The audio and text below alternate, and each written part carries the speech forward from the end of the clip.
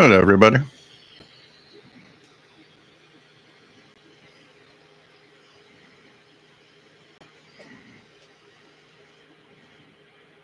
Hope everyone is doing well.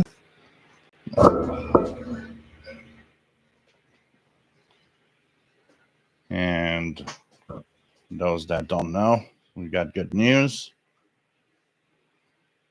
As this live show will now be back to once a week.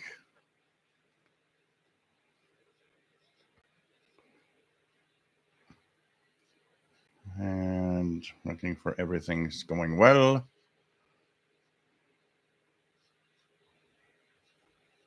Thanks, Blogger Die.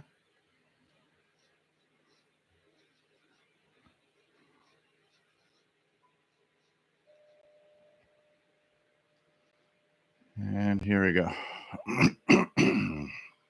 So, little blue drink. Cheers.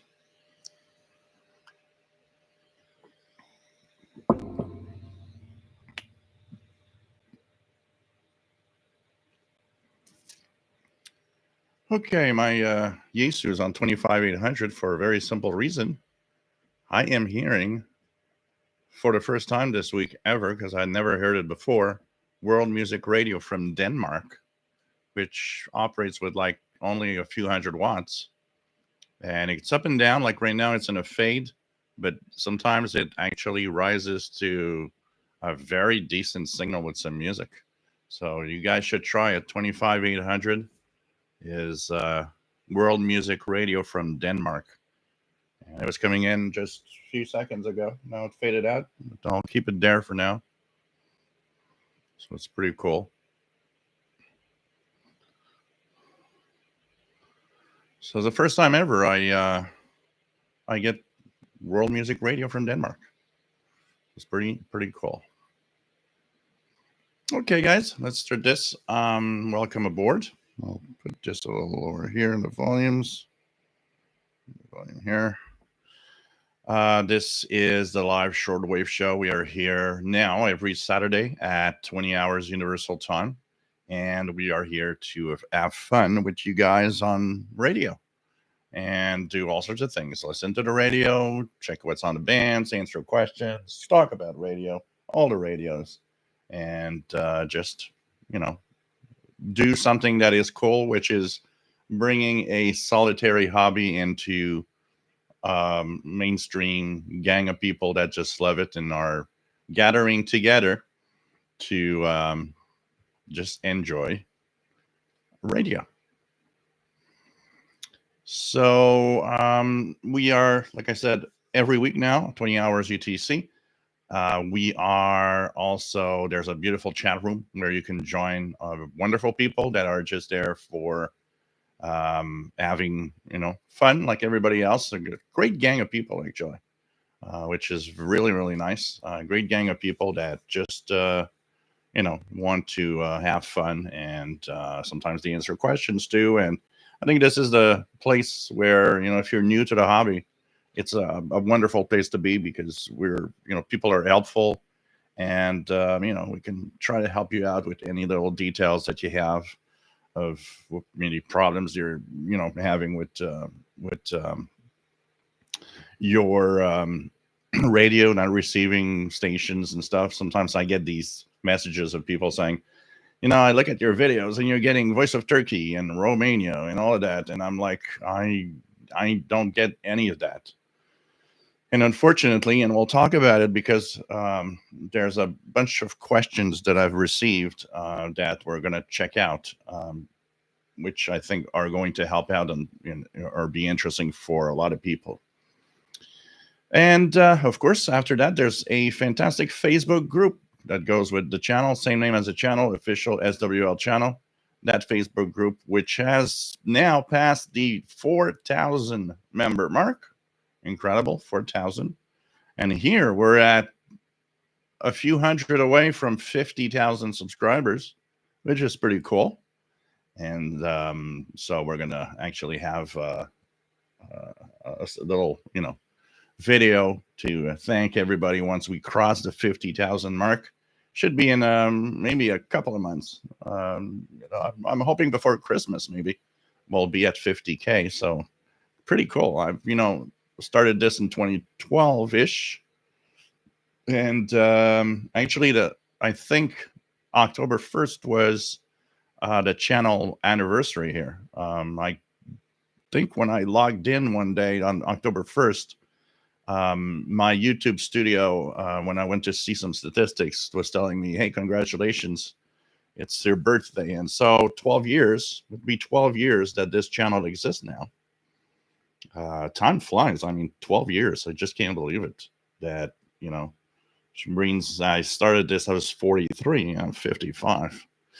It's crazy. Time is just flying. Another thing we're going to talk about also this in this show. You guys get ready. We are a few weeks away from the schedule changes. The summer schedules are ending at the last Sunday, actually last Saturday of October will be the last day of the A24 schedules. We'll be getting into the B24 schedules. And we'll be talking about a few other things that there's a big panic about AWR and the Austria transmitter sites and all of that. And we'll just put things straight because nobody knows anything. No one. You can't rely on any of the posts that we've seen. So we're going to talk about that. So I hope everybody will enjoy the show today. And we'll be enjoying radio. I'm going to open the pages that I usually use. EIBI space for one. EIBI space. Take that here. Okay. For the schedules, and sometimes if we hear something, know what we're listening to. PRI for Priam. A lot of people got scared. Priam was off for a couple of days. And we'll bring up HF Underground for the pirate schedules, in case some pirate pops up from nowhere. It's going to be interesting.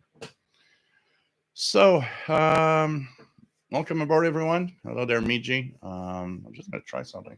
My chair is weird.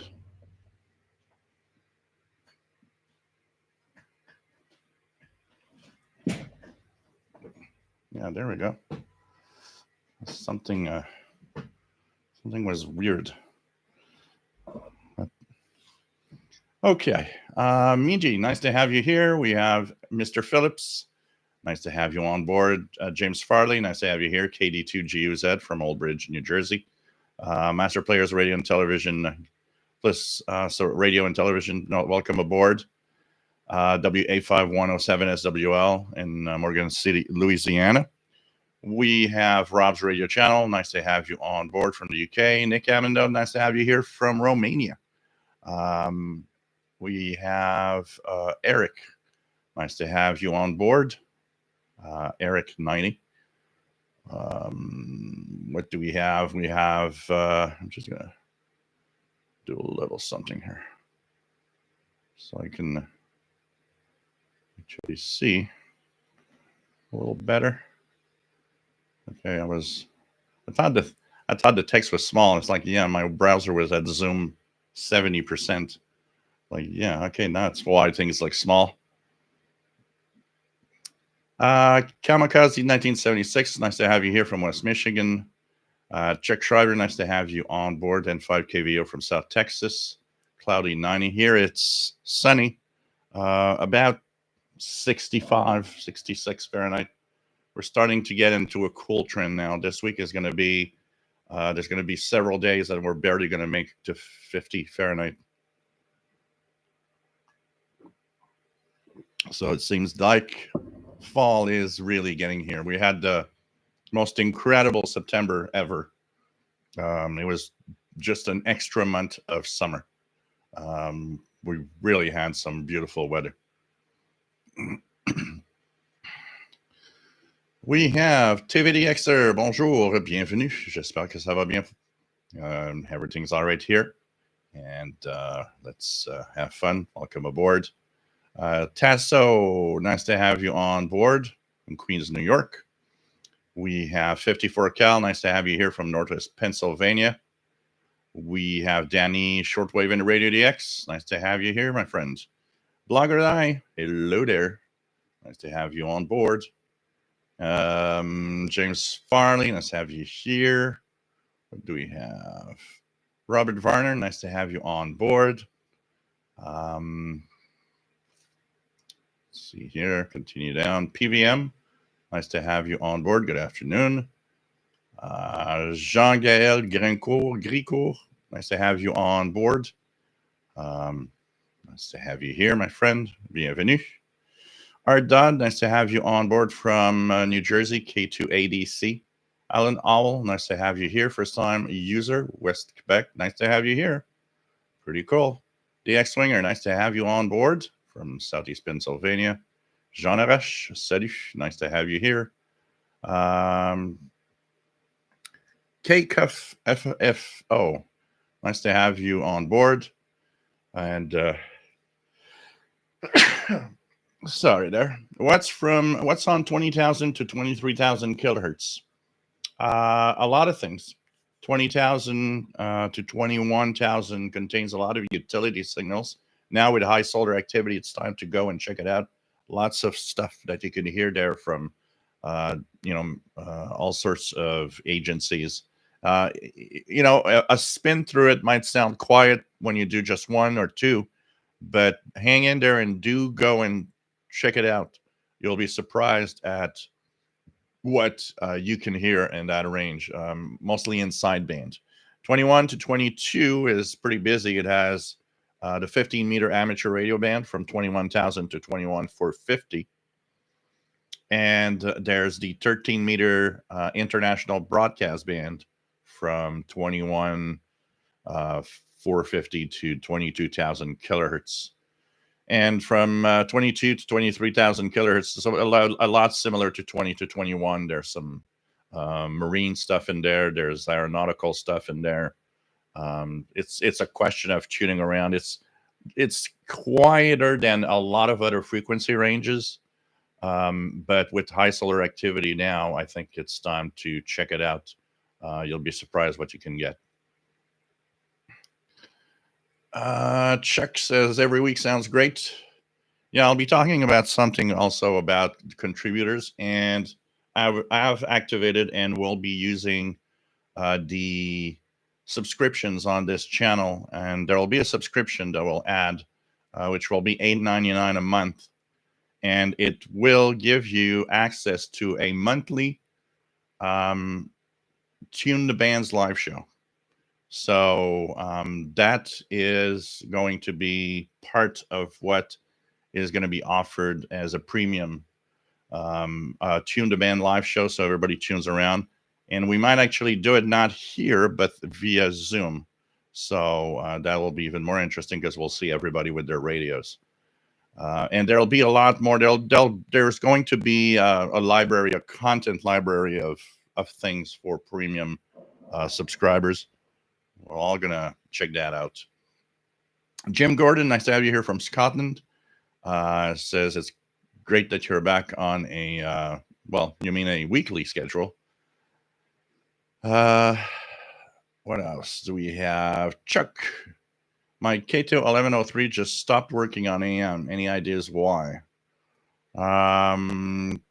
Difficult to know. They removed the batteries for 24 hours and try it again. It could be just the processor inside that's stuck in some weird way. If it doesn't still work, something could have happened to the amplifier stage of the AM. It's not impossible. Rotten Animal, nice to have you here from Toronto. Different Gear TV, nice to have you on board. Chris Way, nice to have you on board from UK. What do we have? Let's go back down here. So White Lord, I have answered the question. I hope you've got the answer. James Farley says, is PL880 unresponsive? Tried resetting, took battery out, no go. Yeah, did you take the battery out for a good 24 hours? Because sometimes the capacitor still contains a little bit of power. It makes sure that the radio really drops to zero. And make sure that you didn't accidentally press the lock key, which prevents you from operating any buttons. You could see on the display there's like a little key icon. Make sure that is not turned on. The signal listener, nice to have you on board. Different Gear says it's definitely beer o'clock now.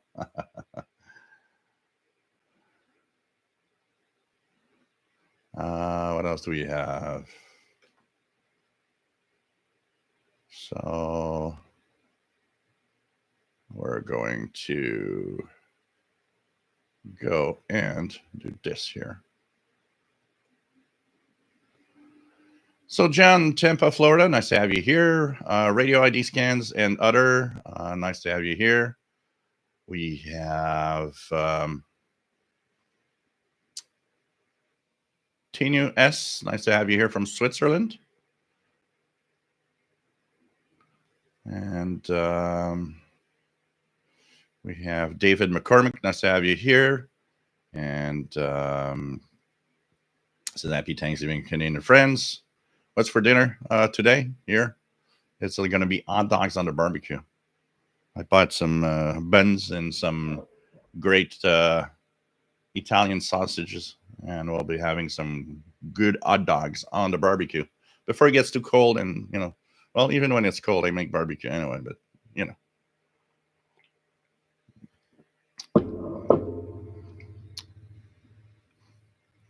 HSNH, nice to have you here, Hans. We have,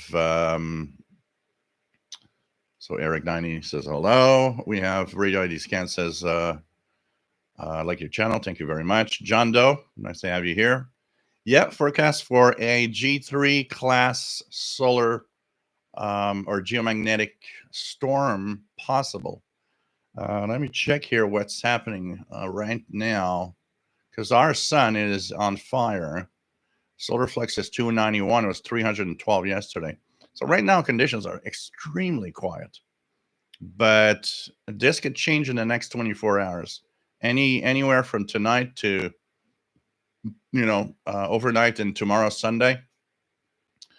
2 X-class solar flares are heading, well, the coronal mass ejection they created are heading this way. So there could be an effect, and there could be kind of an additional effect of one arriving and the next one slamming into it, making it even more powerful.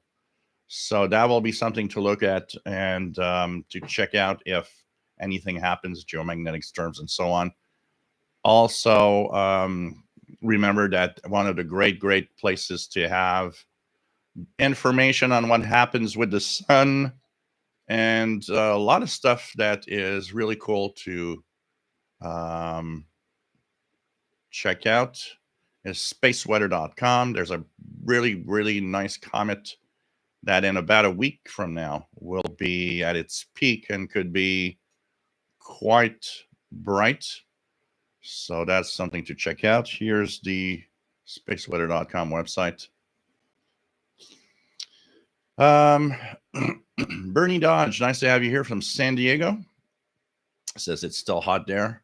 Steve Burnham, nice to have you here from Central Pennsylvania. Chuck, Columbus, Ohio. Tristan, nice to have you here from Newfoundland.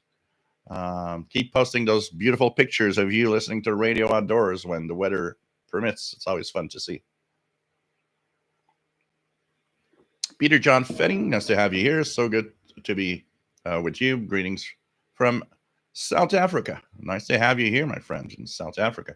Made a contact this week with a South African station, Zulu Sierra 6 something. I don't remember his full call. It was pretty cool on 17 meters. Richard Myers, nice to have you here. Ismet Kuzu, nice to have you here.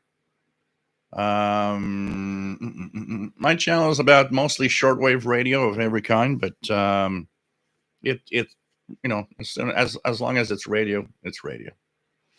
London 19657, nice to have you here from Pennsylvania. Bob's Old Records, nice to have you here from New Mexico. Bob Stevens, nice to have you here. Richard Wagner, nice to have you on board from Northeast Illinois. Blogger Die, after decades of illegal operation, I got a GMRS license. Congratulations. And here in Canada, GMRS is unlicensed. I never understood why the difference. Usually, Canada, the United States, when you have regulations on the radio side, pretty much follow each other. But it's interesting to see that here, GMRS never got, you know, a license. It's more like here the GMRS band is simply, it's like the walkie for the kids today. It's like the walkie-talkies we used 40 years ago. Here, there's just for fun, and kids have these, and families sometimes, but nothing really serious goes on with that. Richard Myers in South Daytona. Roy Anderson, nice to have you on board from Sweden. Having a great time with the Malahite DSP2. Cool. Have fun. Have fun. It's always cool. Let me find where I was. Okay. Yeah, I need to take it out for a spin. My Degen DE1103 is right here looking at me on the shelf, and I haven't taken for a spin for a little while. I need to use it and do a little rotation with that. Got a few radios that I need to do a rotation. I haven't used in a while. You know, when they start having just a little coat of dust, it tells me that I'm not using it enough. So I'm going to have to check that out. I've been playing with all the new radios I got, so, you know, it takes time off of the other radios that are on the shelf. Still playing a lot with the Texan S2200. By the way, for those that were waiting for a restock, Anonco has new stock of the S2200X for those that want. It's, you know, it is an expensive radio, absolutely. Do you need to have that radio? Absolutely not. It's really, I think it people that want it are people that want a big radio because it's a big radio and it looks cool. But honestly, there are, you know, the Texan PL330 does the job, and it's just that it doesn't have all the bells and whistles that one has, but it's still a good one, and it's much less expensive. You know what it'll do. And this is a cool thing today. We've got radios for every budget. This is something that I find really cool, to have a radio for every budget. Today, you don't need to shed an enormous amount of money to be in the hobby. You know, in the 80s, that was a problem. There were a lot of cool radios, but we couldn't afford them. Especially when I was a teenager, didn't have a lot of money. So, you know, buying a new radio was kind of a complex thing. It was out of the question. I used what I had. C Marchi 128, nice to have you here from South Carolina. Skylar Phoenix, nice to have you on board from Colorado. Jim Gordon, nice to have you on board. No problem, Jim. Yeah, last week's Zoom was canceled the last minute because I still have my caregiving duties, and things just went out of control, so I couldn't. I spent a big chunk of that day at the hospital or in the emergency room. We're going to I'm going to reschedule something for all of you guys that have contributed. We're going to check out the schedule. Is that a Blue Whale drink? No, this is a small company out of Laval, just north of Montreal that they make different products that are sold only at the liquor store, and they are flavored drinks. So like this one is a blueberry flavored vodka drink, and it's has about the strength of a beer, maybe like 5.5%, something like that. And it's all sparkling. So I wanted to try it. It tastes okay. I mean, maybe not my favorite, but it's okay. And I got a few of them here in different colors, so different fruit flavors. It's natural fruit flavor too, so it's kind of cool.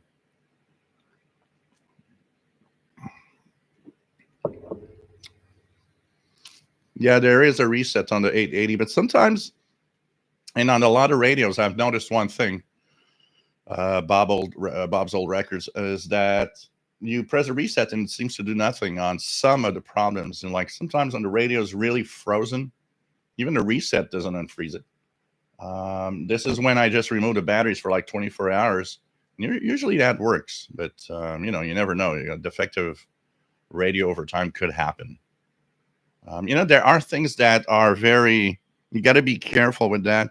When you have radios today, if where you are it's very dry, try to find a routine that you will always remember that before you touch the telescopic antenna to extend it, or if you pick up the radio and touch the antenna, make sure that you discharge yourself. Because I have never killed a radio, but I have zapped radios a few times that they just froze because touching the telescopic, the static discharge just froze the processor. And the problem with that is if you are not careful and the static discharge is strong enough, you can actually blow the finals of the amplifier and you'll hear nothing anymore. So we got to be very careful with radios today. And it's always been the case, even in the older days. Maybe they were a little more forgiving in the 80s because they were like less complex electronics than today's, processor chips and all sorts of stuff. But still, it's a good idea to touch something metal, before you touch your portable radios. If it's very dry, like here, we're going to be in that season because when the cold arrives, I'm going to actually start the electric heating. And usually that makes very low humidity in my home. So the humidity can drop to like only 20-25%. When that happens, I have to be very careful with my radios and handling the radios themselves. Salut Chris, bienvenue in Quebec City. Nice to have you on board. Danny Shortwave doing the same, grilling burgers and hot dogs. Yeah, I had burgers yesterday, so I thought, hot dogs gonna be different. So, James Farley, 3 days without battery. Wow, really sad. Maybe something happened to the amplifier just in the medium wave stage, and the rest works like shortwave and all. George A. Lindsay, nice to have you here from Panama. I don't remember if we ever had somebody from Panama before. Welcome aboard. Radio Kid, nice to have you here. James Farley, it's always 5 o'clock somewhere. Yeah. Canadian Prairie Shortwave, nice to have you on board. Been a long time. Quick question. Why did you said that 2025 will be the make or break it year? There's stuff coming up. I'll elaborate as we go through.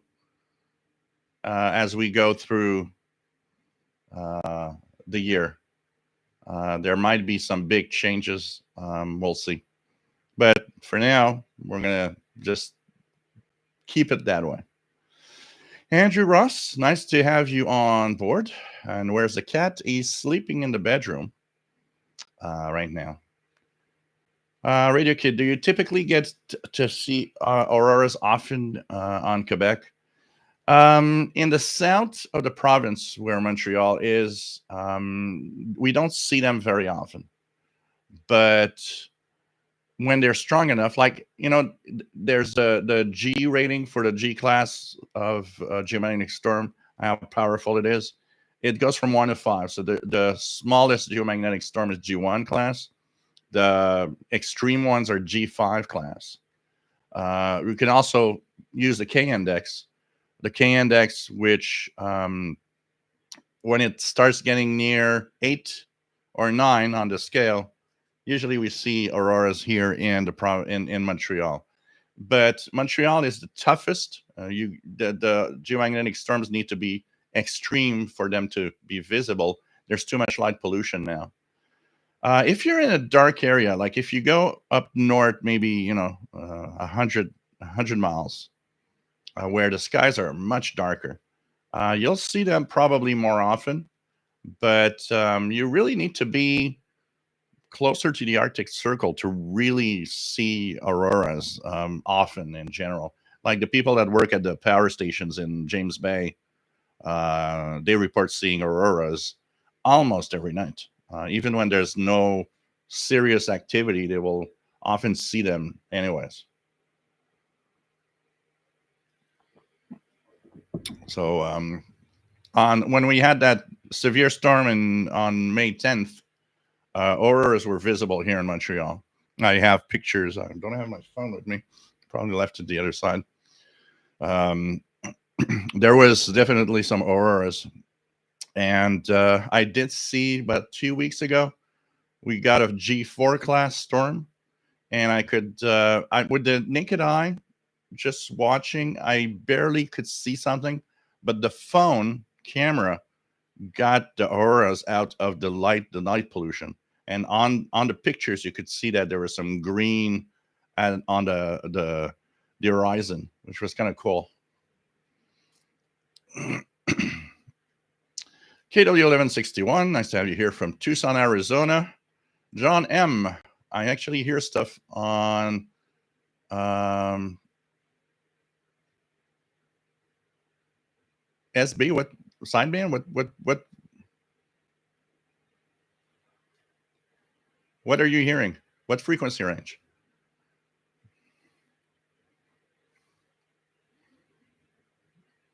I'm coming down, guys. I am a little behind, and we're reaching all of you guys, going as fast as possible. What else do we have? We have James Farley. Do you think that the recent averages on phone service and networks are sun related or hackers? Outages. There's all sorts of things that can go wrong for outages. Definitely, we can never rule out hackers. That is a possibility, but 90% of outages are related to simply a bad command line. They'll be putting their new sequence of code to modify something, and it has an error in it, and then the whole network goes down. That's probably 90% of why they go down. Human error, as they say. Douglas V, Amateur Radio and more. Nice to have you here, my friend. Nice to have you on board. We have RJDA Dakota. Nice to have you here. And once again, I will repeat because there's a lot more people now. We're at 163. The live streams are now every week. They're back to every week, every Saturday at 20 UTC. So if you have nothing to do this winter, put that on your calendar. Every Saturday, you have a live show. We're back to the weekly shows now. Andy New, nice to have you here from Bristol, UK. I'm 7CUN.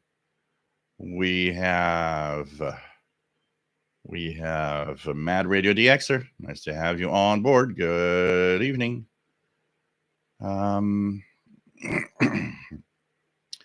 Jackie Levac. Nice to have you from Minnesota. Still summer-like weather here.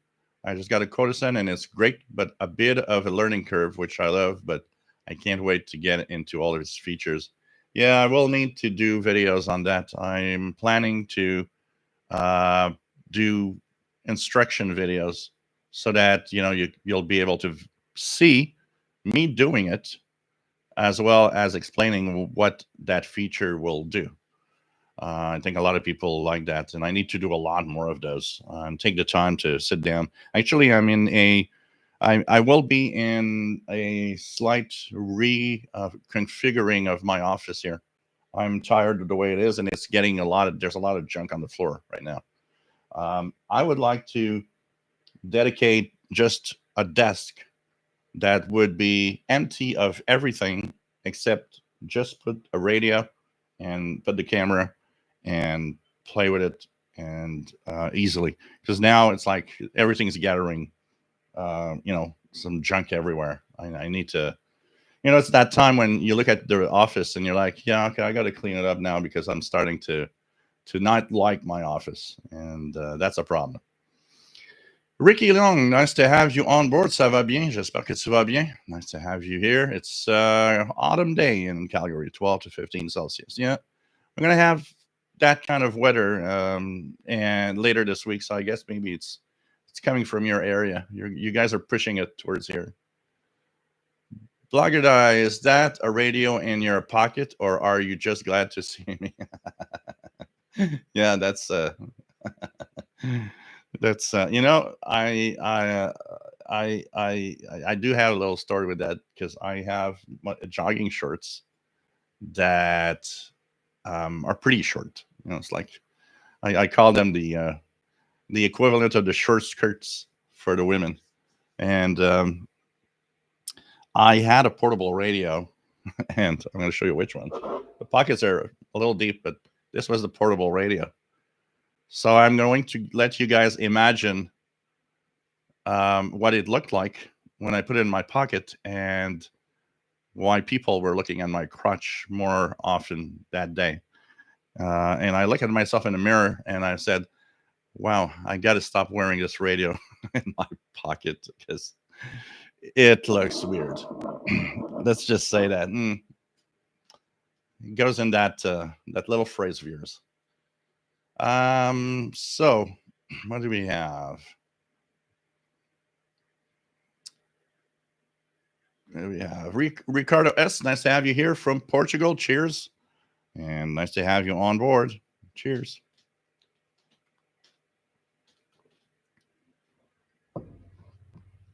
Blogger I haven't heard anything about Cortisan SSB. Yeah. Somebody, I don't know if it's true, but somebody has posted a comment on my channel stating that the chip used for the radio does not handle single sideband, which means if that is the case, they would not be able to make the same radio with SSB unless they add extensive circuitry to it. So I don't know. I don't know if it's true or not. But boy, I would love to have a Cortisan SSB receiver. You know what?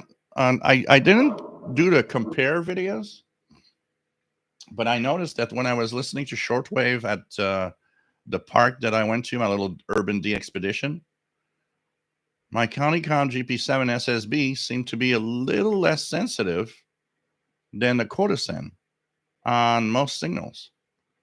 So that was interesting. And I thought maybe it's because of the RF amp that's in the Cortisan that's kind of giving it a little more boost. And one thing that I miss also is that when I was listening on this, dang, the audio is so beautiful on the Cortisan. I was listening to this after and I was like, well, sounds crappy now because of the audio quality of the other one. So it's interesting observations there that I should actually make videos on. Julius May, nice to have you on board. We have Sunwave, nice to have you here. Blue Line Wall, I don't like a day over 32. Cool, that's nice. I went to see the annual checkup at the doctor, and the doctor looked at his, the papers, and is like, "You 55? I never thought you'd 55." I was like, He asked me, "Do you put on those aging creams to make sure to stay young?" It's like, do I look like a guy that puts creams on in his face? It's like, no, I don't. Oh, good. John M. No UK S2200X at the moment. Bob's Old Records got a PL330 and an 880. That's cool. Great radios. Man Radio DXer. I'm on an FT8 20 meters. If anyone wants to QSO me, you're out of luck. I should have waited after the live show. I just reformatted my laptop with Windows 11 latest version 24H2. And so the thing is that I would have checked to see if you're there and maybe try to live contact. Unfortunately, now I can't. But we need to try to have a contact. Sunwave's listening to is RSP1B. Pretty cool. Legacy, yeah, but that's my paycheck. So that's why they are there. They help give me, this is a, this is my living. So be happy that companies are paying for you to have this happening. That's always the way I see it. Blue Line Wall says, I feel so restricted here in BC. So little do I actually hear. Yeah, it's a mix of the West Coast has always been a little more difficult, especially in terms of signals coming from Europe. Like here on the East Coast, it's always a little more difficult than the West Coast to hear Asia. So there's a mix of that, and there's a mix of the noise floor. When I went to that park the other day, it's immediately apparent that there are tons of things I could listen to that when I get back home here, I just can't. BBC French is a hard one for me in the afternoon under frequencies. Here, it has to be so strong to get over the noise that I almost never hear it.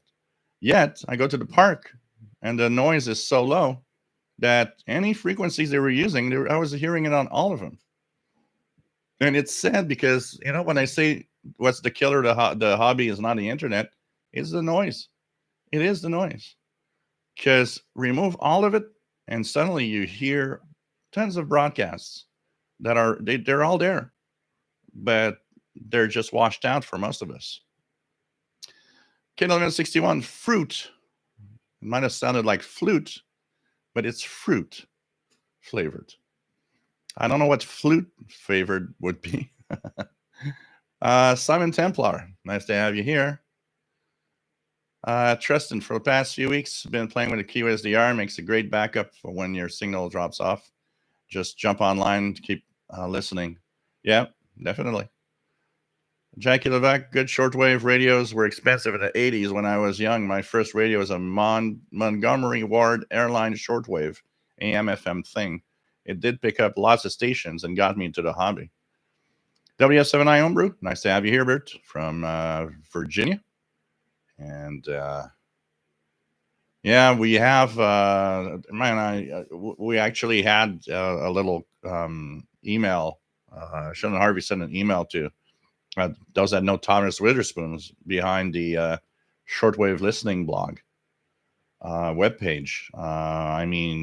He was hit, his area was hit terribly hard by the hurricane. The roads are down, trees are down, everything is just a big mess. A tree fell on his car. It's one of the solar panels blew away with the wind. It's just crazy. It seems that that area is like devastated, crazy devastated. He's living in near Asheville, North Carolina. Bob's Old Record, my R1000 is in the closet. You need to take it out. Don't leave it in the closet.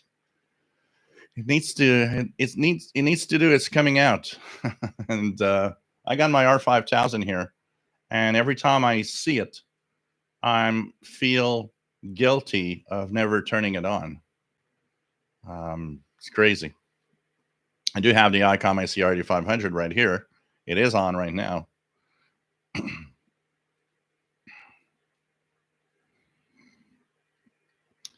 Blogger died. There's a hidden function to switch the PL880 medium wave to external antenna. I think that's an unlikely cause, but it's a thing. What else do we have? Calvin29, nice to have you on board. Nice to see you here. Julius May, I wonder, will Odyssey... yeah, well, you know, there's... Since WCBS 880 demise, there's a lot of questions of what's going to happen to a lot of the stations on the AM band. Jeffrey Chan, nice to have you on board. Says, thanks for the advice. Didn't know that. RJ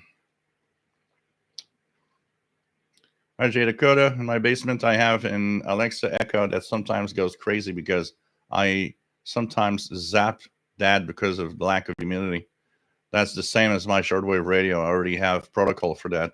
Yeah, it's important to try to keep our protocol and remember to always do it. As we get into dry season, you know, and some of you guys live, you know, down south in areas that have, you know, not a lot of rain and it's very, very dry all the time. You got to remember that. You got to remember that. I in the winter, I try to, you know, I will forget. It's human nature to forget sometimes to do it. But, you know, I've zapped enough radios that fortunately were still okay after I reset them. But, you know, there will be that day that I will probably touch the telescopic and zap it hard enough that it's just going to be a brick. It's going to be a dead radio. Ricky says, summer's always very dry here. I touch the screws on the wall plates and any random light switches before I touch pretty much anything, radios, computers. Yeah, same for the computers. I remember freezing my laptop because I touched the touchpad. As soon as I touched it, I zapped the computer and it just froze. And, you know, it's for everything that is sensitive electronics we have today. Kevin Upton, nice to have you on board from Detroit, Michigan. Thanks for a free live show for us masses. Appreciate you and your content. Yeah, and it'll be every week now, so it's even better. Radio Kid, kudos to the hams for supporting hurricane ravaged parts of North Carolina. Absolutely, absolutely. I've even seen some hams distribute a few handheld talkies to help in the effort and being able to communicate with each other.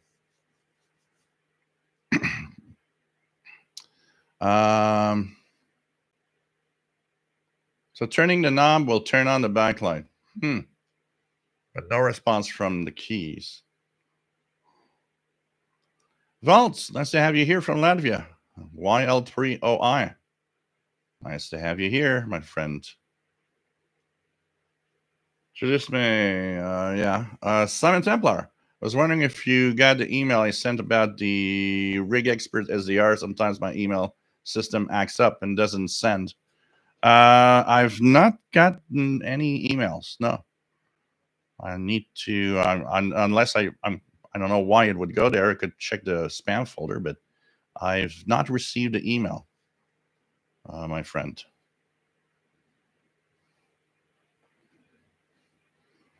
So let's try to reach where we were.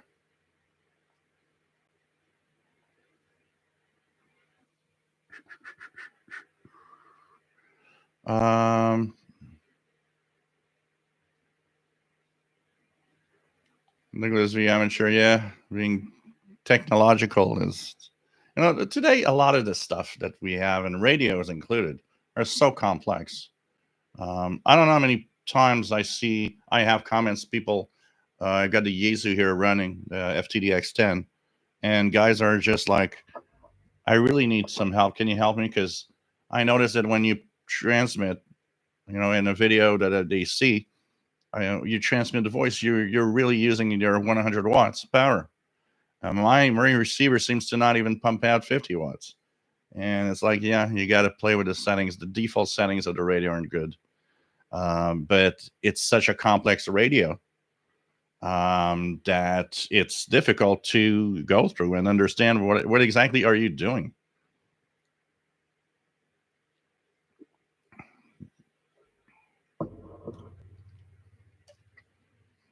So, like I said, Julius, we never know the future. The future's in the air, as they say. Hopefully not.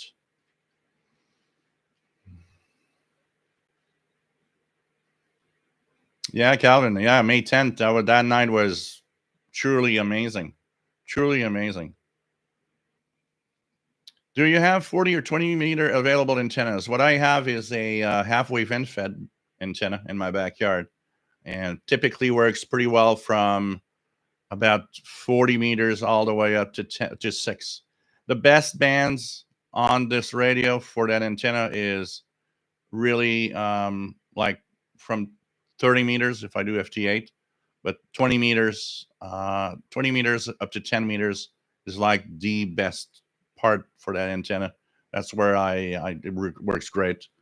40 meters for me is hard because it's mostly the noise level that is just too high. I will be heard, but I will not hear those that are answering. That's my biggest problem on 80 and 40. So for me, the best is like 20 meters and up. 6 meters is okay, but I see that it's not that great.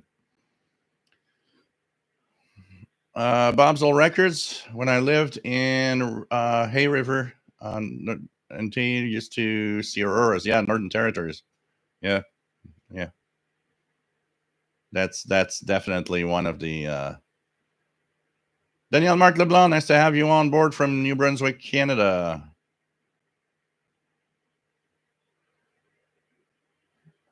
Bluegrass Dan, nice to have you here. Serving amateur radio since the late 1900s. KM6CQ, nice to have you on board from Nevada.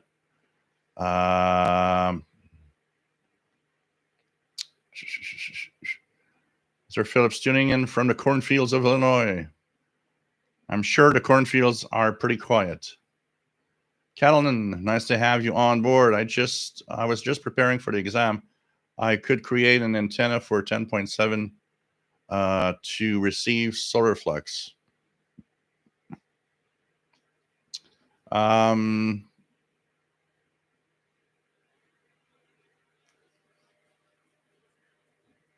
What exactly do you want to receive?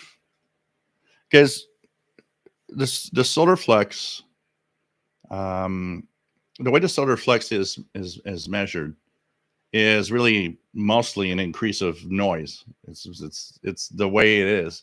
They measure the solar flux at 2,000, somewhere in the 2,000 megahertz range. I don't remember the exact frequency. And what they actually measure is mostly an increase or decrease of noise because of the way that the sun resonates. There's a spot there where all of the radio frequency coming out of the sun is. So you would have, if you want to measure solar flux at that frequency range, it will also need to have kind of a way to measure precisely the signal levels, and then maybe make a chart and look at, okay, what's the solar flux now? I've got this level of noise and any changes, and slowly make a chart of, okay, now I can predict or see in real time the solar flux. H.J. Watterson 69, nice to have you here. The other thing with measuring the solar flux, you got to be careful because there will be spikes.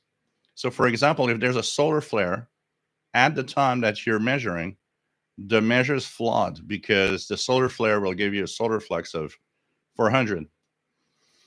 But that will last only, 15 minutes, 20 minutes. When the flare is gone, the solar flux will go down. So you have to measure when there's no solar flares going on, just the quiet sound, the quiet noise of the sun itself, which increases with solar activity.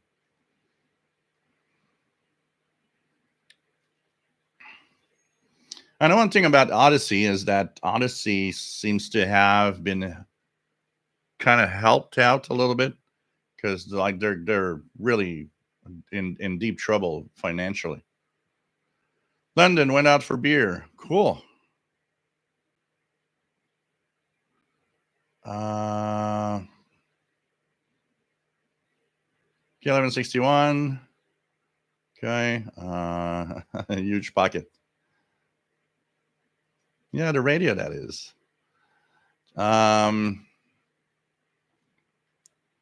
Maybe that's the thing, Jay Watterson. Ricky Leong says, forgot you could turn off the amp on the quarter. Yep. I accidentally did this with a strong shortwave signal the other day, and it helpfully took away a humming noise. Press and hold the set button for this. Yep. You can turn it on or off, and sometimes it could be useful to have it turned off. Yeah, belt clip for the radio is a better situation. That's definitely, at least they see it's a radio. Calvin says, I found the Texan 990 awful in SSB. The 660 I found far superior. Went back to that instead. The 990 controls were nicer, though. Matthew Fernell, nice to have you on board, tuning from Saskatchewan. Kidolian61 says, I was told the same thing on the TEF 6686 when trying to order another model on AliExpress. Yeah, it seemed that maybe it can't do SSB. Jim Gordon, conditions are improving. I heard a Radio Taiwan on 9405 in English at 14 UT, rest station here in Scotland. Cool. So I found WCY transmitting weather info in an actual recorded human voice on 8137. That's the marine weather station out of Florida. I put it on my YouTube 3 weeks ago. Yeah, they have several frequencies that they use. Actually, if you let me just check out here and give out the 3 frequencies that are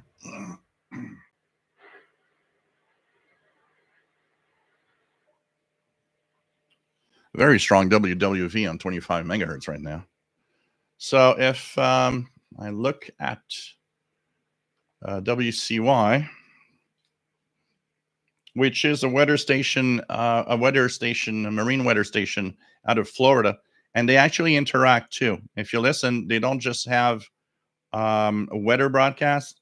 You might hear exchanges with ships in the Caribbean. I've heard that happen a few times. So the frequencies they are using is 4045. They are using 8137 that you heard. They are using, actually, there should be a marine weather broadcast control center in about an hour on at 2200 UT. So 8137 is the other one. 12350. 12350. 12350. So these are the frequencies used by WCY Marine Weather Control Center in Florida. Joseph, nice to have you on board from San Francisco Bay, California. Nothing on 25800. Looking forward to all the changes to the show schedule. Glad we're back once a week. Cool. Blogger dive found on the internet. Although the IC TEF 6686 and 87 does not have SSB demodulation, it is possible to listen to amateur radio stations transmitting in SSB with the help of a digital BFO. Yeah. There would need to be an extra circuit added in the radio for it to work. Contrary to the silicon integrated chip that has what it takes to do a single sideband.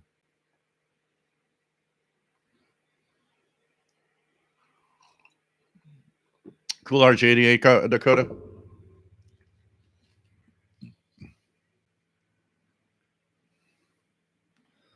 Radio Kid, yeah. I don't know.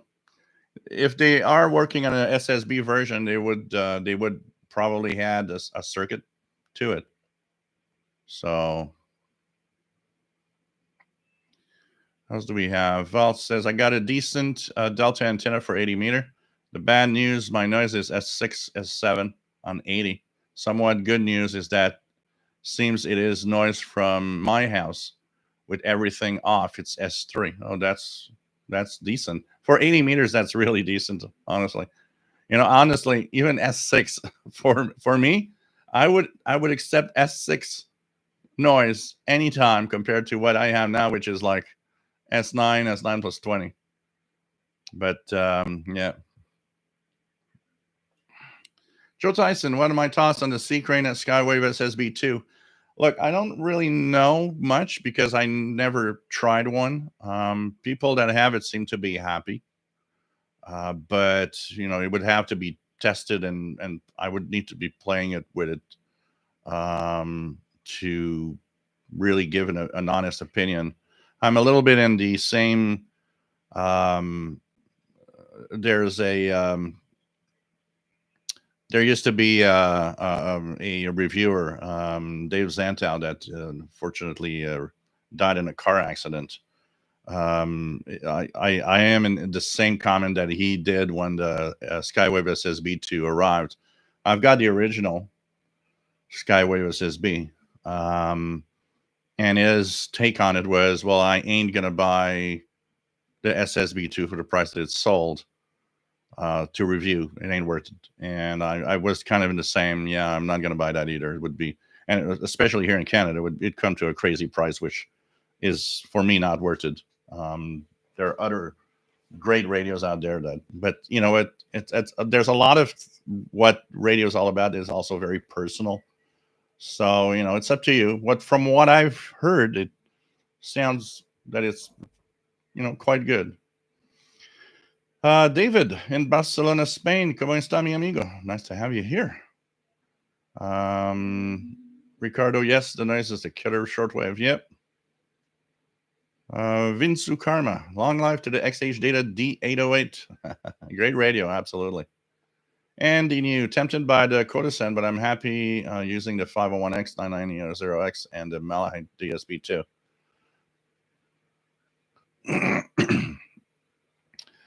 Blogger Die, my radio office used to be in a closet. Yeah, some people are in the closet. Sunwave, new tropical storm Milton is forecast to reach major hurricane by midweek, threatening West Florida. Let's hope that it's not going to be too bad. For sure.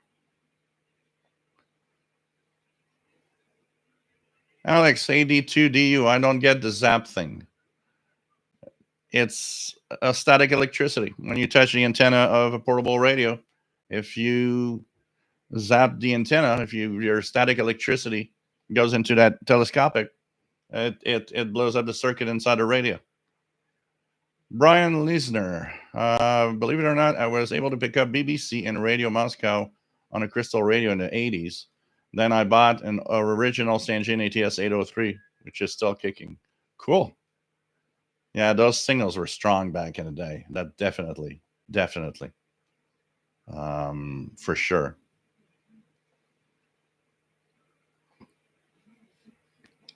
Let me just get back here. Okay. What else do we have? Radio Kid WPHT comes in really well in DC area. I hope it doesn't become all sports too. I think they turned off their HD signal. I need to try it again, but I think that they need to they turned it off because I used to scan the AM band on my Sangean HDR14 portable that has HD, and it would lock, the HD would lock on WPHT on 1210. And a couple of times I was able, when the signal was good enough, to actually radio could actually change into HD audio, which sounded so amazing. thinking about how it sounded when it was just analog. But the last time I scanned, it didn't stop on 1210 anymore, which means it doesn't detect any HD signal. Thanks, Simon. I'll be checking it out. Gigan DXer, nice to have you here from Northwest Arkansas, 92 Fahrenheit. Wow. Marvin Mutz, nice to have you on board from Japan Islands, AK4 VO. Sammy 3D, nice to have you here from Atlanta, Georgia. Just got an XH Data D109WB.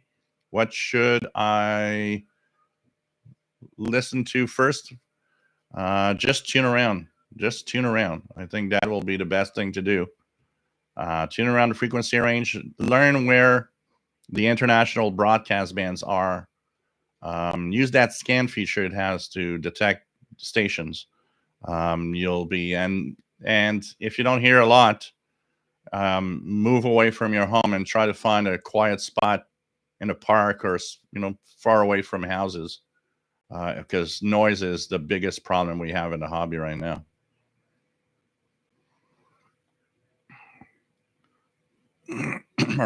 What's your thoughts on the Morse code translator apps? Would you recommend one? I've tried tons of them, and they're not fantastic. They are great when it's computer sent CW, because it's very precise. But when it's human sent CW, they all have a hard time. So I can't really recommend any. It's it's sad to say, but CW is almost something like you should almost learn to decode it with your brain. It decodes better, because man, I don't know how many. Even the Yaesu, there's a CW decoder in there. Oh god, it's horrible. It's and the noise floor, especially with the noise floor, it's like, oh yeah, you just have a hard time. What else do we have? Dear Ostrowski, nice to have you here from Alberta. We have Sunway, with the higher solar flux come higher probabilities of solar flare occurring. Yeah, usually the more sunspots, the higher the chances that something is going to happen. John Curley says, a long time ago, I saw something about listening to the sun with a solar cell. I actually did an experiment. You are right on that. Anybody that I had I think it was on the Radio Shack 150 to 1 electronics kit. There was one of the experiments was listening to the sun. And when you would put a solar panel and sunlight with the little earphone that they would give you and a little circuit, you would hear kind of a little white noise. And it gave me an idea for a friend of mine had a science fair project to do. And I mean, I said, you want to have something very original?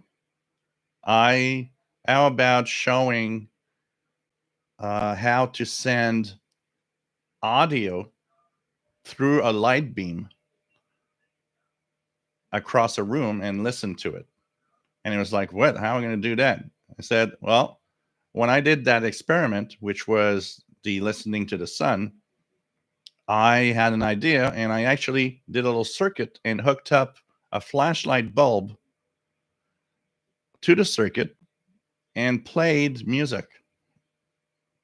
And when I would take the flashlight and hit the solar panel, the other circuit that was listening to the sun white noise you could hear music. It was responding to the variations in the light bulb that were created by the sound. And so I told him, I said, if you want to be if you want to really be good at that science fair experiment, I'm going to help you out, and we're going to build a circuit where you're going to, send music from one side, from one part of the room to the other with light, and explain that it could be a form of communication. And of course, we do all sorts of things like that with lasers today. So when the science fair project happened, I asked him. I said, "So, how did you do?" He said, "I won the first prize." I said, "Really? What was the first prize?" He won a computer. He won a Osborne PC. Like that was maybe 1984, 3, 4, and it was like, wow, you won a computer, dang. But I understood also, because I was like, yeah, this must be for a high school project. His project was probably the coolest one of all, because it was like, wow, this is so neat, sending music through a light beam. Yeah, Sunwave, WCY. Last time I heard them was a few months ago.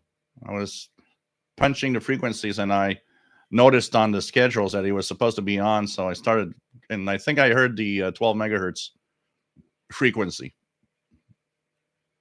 Nicole Phillips, nice to have you here from the UK. G6PJV, nice to have you on board. I believe it might be your first time here. It's nice to see you here.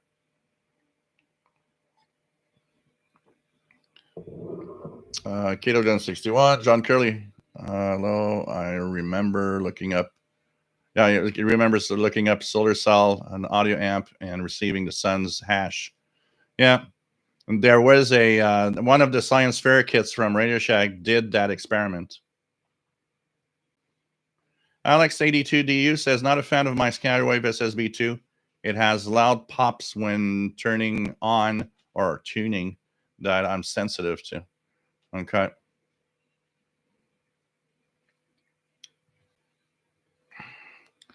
Keegan DXer has the original CC Skywave SSB. What else do we have? Going down. Here we go.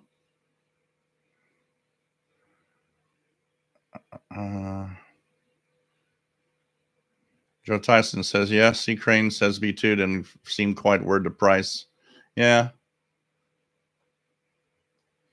It doesn't. By the way, guys, if you enjoy what I do, remember that you can donate to the channel through the super chat. Here at the bottom, there's a little icon in the bottom of the chat with the $sign on it. Or you can also send donations through PayPal at this email address. Proceeds go into continuing the live shows, continuing the videos, helping out, and anybody that does this is also going to be invited to our Zoom meeting that will be soon announced for a new date. It's always fun to have everybody here. And don't forget that we will eventually, in the next few weeks, activate subscriptions, which will give exclusive content for those that would like to support the channel. Radio Kid says, I was getting both WWV and WWVH at equal strength on 10 megahertz 2 nights ago. Good propagation, Tom. Fascinating how the audio is synchronized so the male and female voice don't talk over each other. Yeah, because they thought about that. They knew that at sometimes the propagation would make it that you would hear both. So in order not to interfere, they did that little change.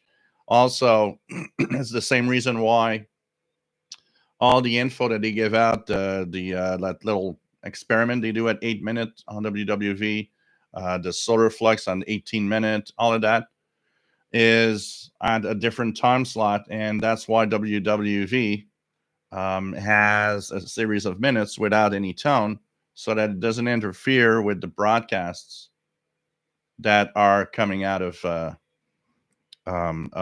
the other stations. So they really thought about it very well. Cool, David. Nice to have you on board.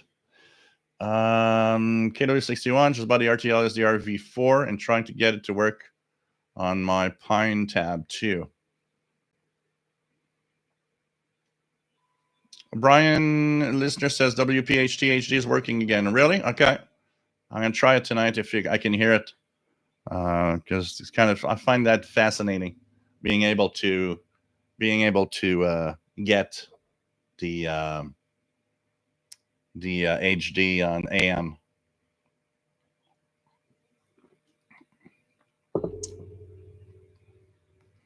Jim Gordon, did someone mention the Sangean ATS 803A? That was my first real PLL digital display radio. I'm crying over my laptop.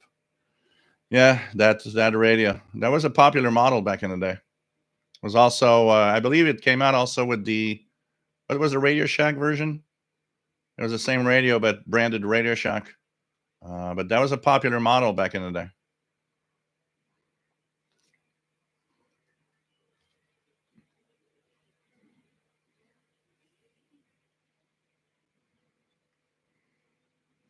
Yeah, that's another thing I did. Pointed the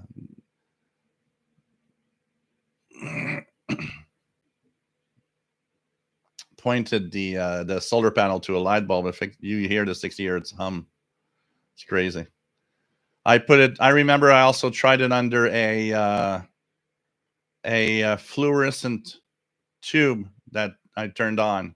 That also was very noisy in that experiment. I did a Coda. I got the new Coda MDX286 and am so far very impressed with it.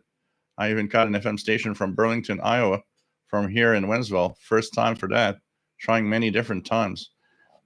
No, the FM portion of that radio is so amazing. I am blown away. I'm blown away. It's the best.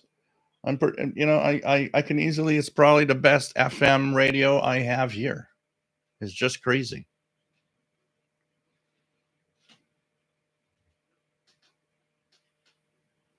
Catalan. So for a few months, I'm sleeping on a grounded bed sheet. I sleep while the body voltage is 1.2 volts. While touching the sheet is 0 since it's connected to Earth's ground. That's interesting. Interesting. What else do we have? Yeah, it's because the CW decoders are computer. Computers like precise things. It's not. There's no what if. It's good or it's not there, and it's a 0, it's a 1. So what happens with the CW decoders is that's the problem. Is if a human is sending, humans aren't precise in their speeds. So that little variation of the speed while sending gives a hard time to the computer decoders.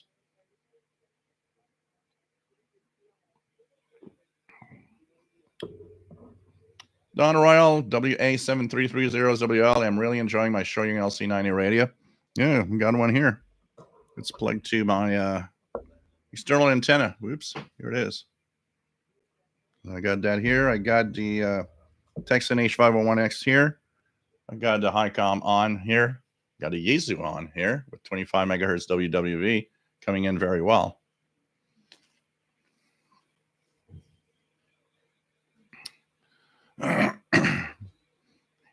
Showing LC90 is getting. I gave my review as is, and as it is honest to talk about it. And I get tons of comments of people, all sorts of comments, a lot of negative comments, a lot of comments of after your review, you should you don't use it. Well, no, I actually use it a lot.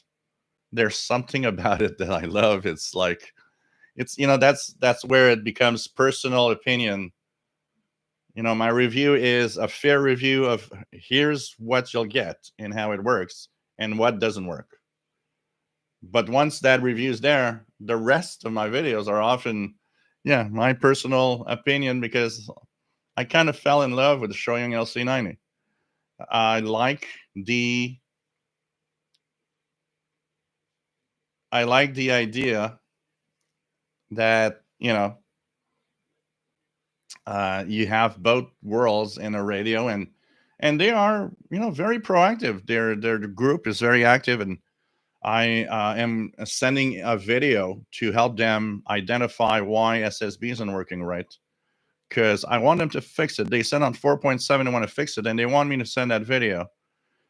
There will be RDS on FM on 4.7. They said that will be added, so it's kind of cool. It's, I don't know, it's a radio you fall in love with because you like it. No, it's not perfect, and yeah, there are streams that freeze. The radio itself sometimes freezes. I've noticed though that I've not had a radio freeze since the new update, the new firmware update. Since I have 4.6, the radio has not frozen once. So that is good. They fixed that part. Shortwave is okay. I mean, it's it's nice. John Curley says, may have had the same science kit. Yeah, possibly. It was a popular kit back in the day. Sean Arash, yeah, transmitting sound over line beam. Yeah, fiber optics. Well, fiber optics are different. It's a little different here, because the fiber optics is not sending the sound per se. It's sending data. So if you have music playing from a fiber optic connection, in reality, what's happening is it's tons of data, and your receiver is decoding that data and giving you the music. The difference there was the actual sound was injected into the flashlight when it was turned on. I had put a little circuit to make sure that there's no current coming back to the radio that was plugged on it.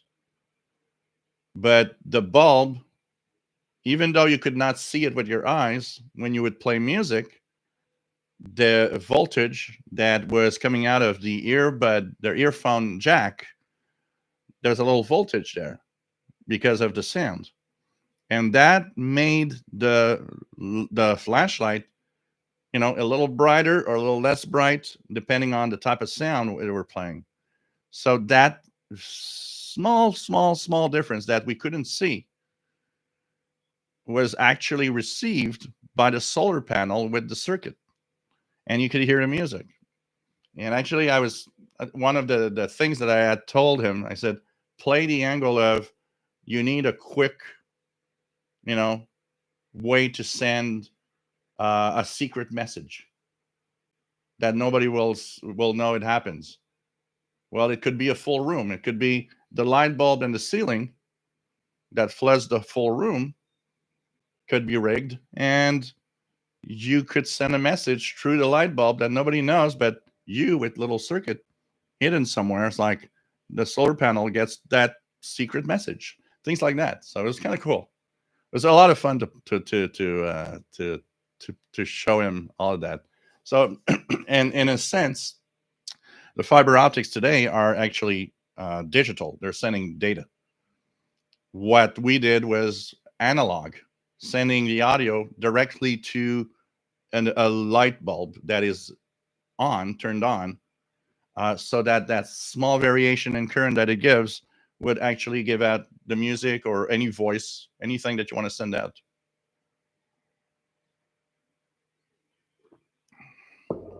Kevin Michael heard Alaska Talk KBYR on 7,000 kilohertz at 12 midnight last night with the Philips MC118. Cool. I'm going to check something here. So there's no pirates right now. Just going to check if there's any changes. Okay. Don Royale, it was nice to have you here. What else do we have?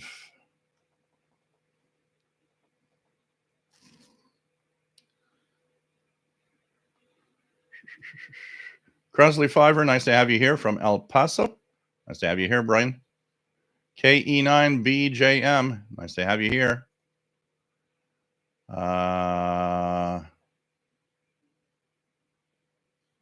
Jim Gordon, Jill, when was your first official Shortwave Live radio stream? We have been enjoying your show for quite a while. My first one, I think somebody mentioned my first one was somewhere in 2013 when I was in the kitchen. A lot of you were there at that time. I was in the kitchen. My ICOM was on the dryer. And I still remember how nervous I was to just turn on that camera and have people watch me. But things have really changed since then. And I think it's somewhere in 2013, the first live show. God, just crazy when you think about it. How time flies. Like we were saying at the beginning of the live show today, I just crossed an anniversary. October 1st was 12 years of this channel existing. So pretty crazy.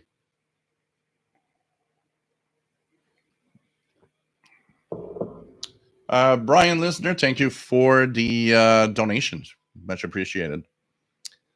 John Curley, I was wondering if you connected a microamp meter with a 1N34A to a long wire antenna, if it should show any measurements. You will definitely have measurements. But the problem with that is that a lot of it will be so if you have a long wire outdoor, one of the problems of the measurement will be just the air brushing against the wire. So if it's windy day, for example, all the air going through and brushing against the wire creates voltage inside that wire, the same way that static electricity works. So you'll be measuring some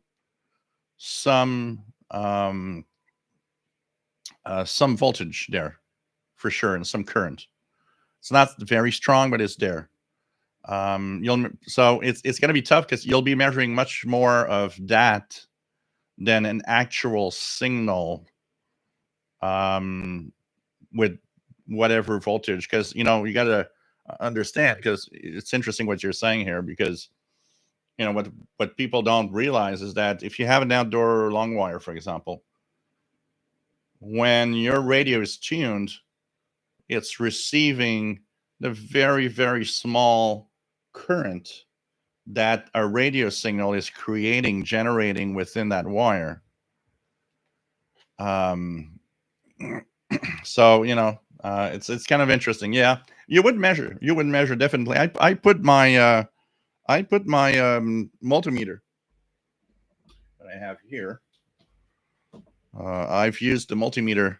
I guess I'm not going to pull on it, so I've used my multimeter to measure, and there's definitely some voltage and some very, very small current all the time on these.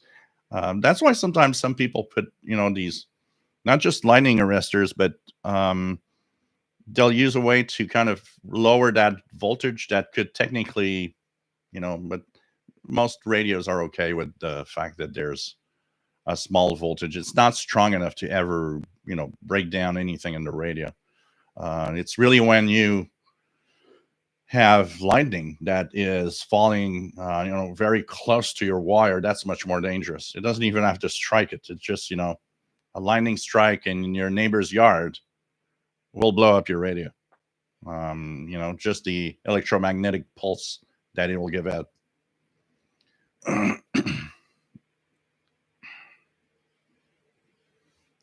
Do you ever use Echolink, or are you only using radio for 30 megahertz and above? Actually, I use only radio for 30 megahertz and below. My ham radio is strictly on the HF bands. I rarely have been on VHF 2 meters or all of that. I don't use Echolink. It's all stuff I know I should be examining and everything. I think I had one Echolink contact. Was that Echolink that we were using? If you're still there, Simon Templar, we had a contact once through a repeater here in Montreal, and we I think it was Echolink, right? I'm not very knowledgeable on the different technologies of the VHF UHF amateur world. I need to dig in a little more on that.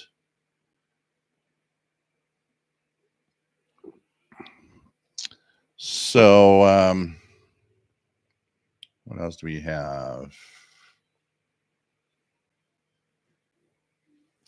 Oh God, David just shared my second ever stream. Oh yeah, they were Hangouts. That's true. I completely forgot about it. Today we have official streaming capability from YouTube, but back then it was Google Hangouts. That was the streaming stuff. Oh God.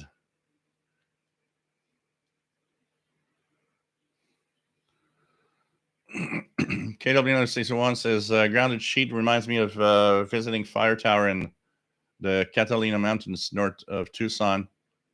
Everything was grounded for electrical storms. It's crazy when you think about it. Kevin Michael, his second favorite DX radio is a Sony ICF38 and the Grundig City Boy 20. Wow.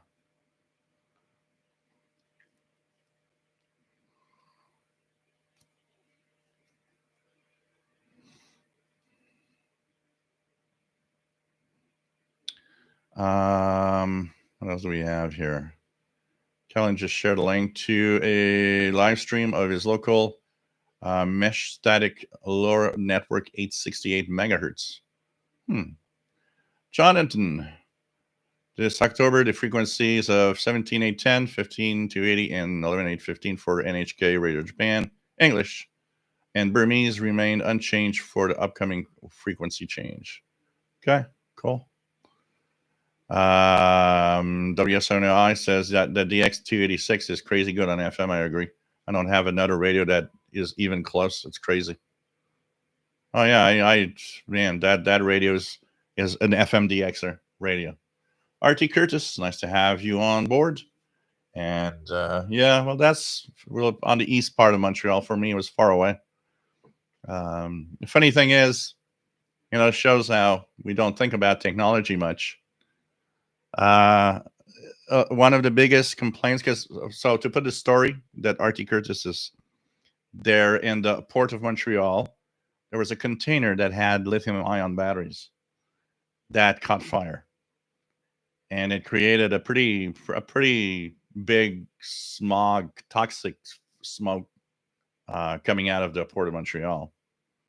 So on the east part, where people live around the port of Montreal, they were told to stay indoors and make sure that their windows were shut. But when people use modern technology and don't think about anything, they shut down the electric power to a big chunk of that area because of what was happening. So tons of people were like, I didn't know that I had to stay indoors because, well, I had no electricity. Nothing was working. It was like, yeah, that's when I was thinking, like, yeah, maybe radio, radio is something.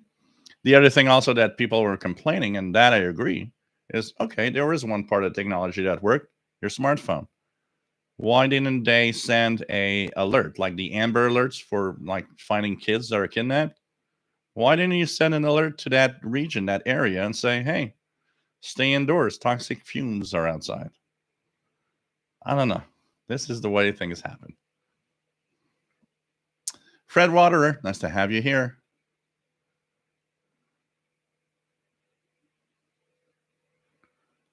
Let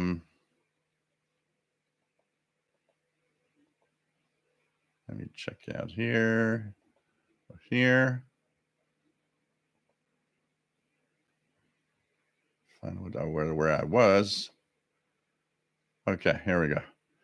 Kev Michael heard PBS People Broadcast Station, Mongolia, and Chinese Mongolese 7265 at 4 a.m. Wow. Calvin, I picked up a CNG and ATS 909, same as Radio Shack DX398. Have you got one of them? Received seems pretty good. Yeah, I got the DX398 version that I purchased on sale at Radio Shack way back in the 90s.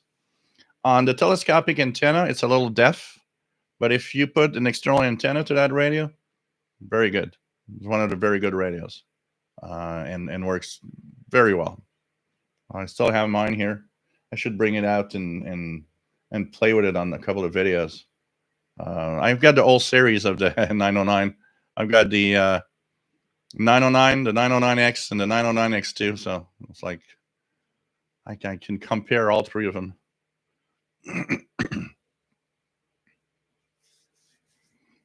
Kino 61, the hams tried that in World War II since they were forbidden to transmit on the radio. Yep, there was a ban on radio back then. Brad Shaver, nice to have you here.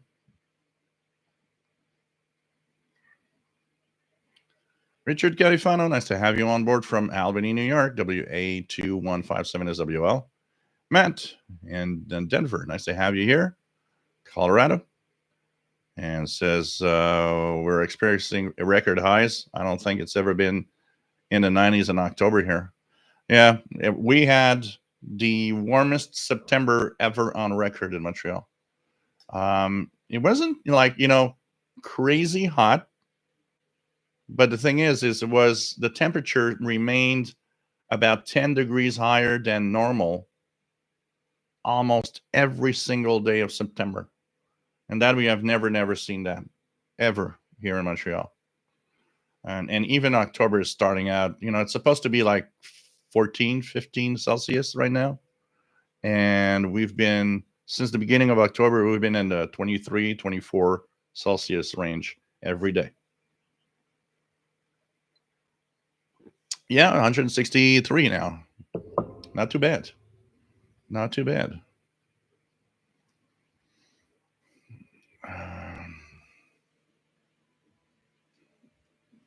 That's possible, RJ Dakota.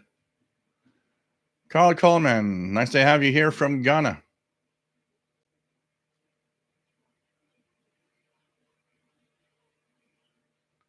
Let's go down. Richard Califano, can't stay, but had a question just picked up. World Radio Network on the LC90. Are you aware of this station? I will play this back later when I return. Yeah, the World Radio Network is a network. So here's why it was done.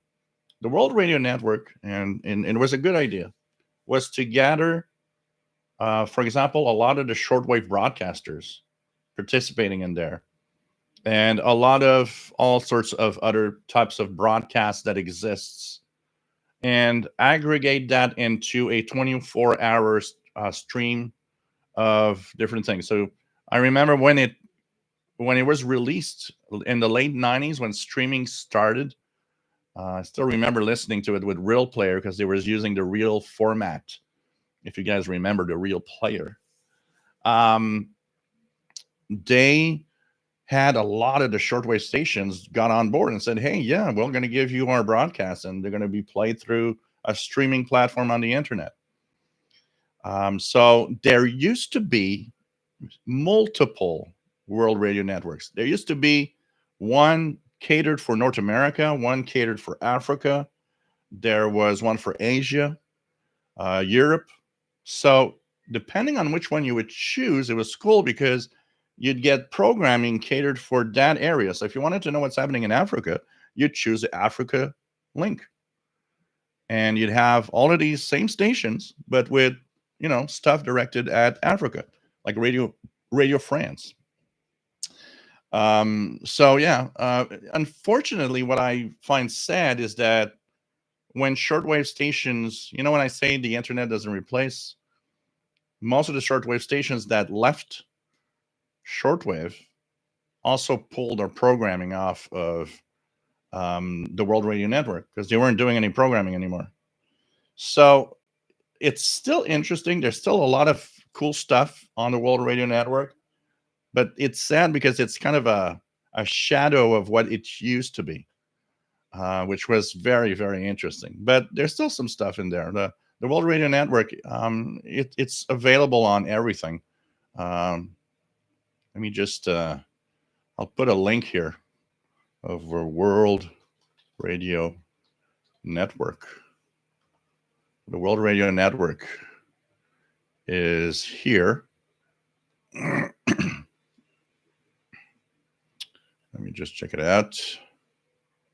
World Radio Network. You can get it through TuneIn on your phone and so on. It's harder to get the WRN stuff now directly. It used to be WRN.org, if I don't remember. WRN.org. Does that still exist? World Radio Network. Yeah, even the website. Yeah, is the website working? WRN.org. Oh, Encompass Radio Solutions. This is interesting. You see, it's the best is to just go to WRN on your phone or anything. They are okay. So they were acquired in 2015 by Babcock International Group, and then Encompass actually got in. So it's changed a lot and got acquired by other.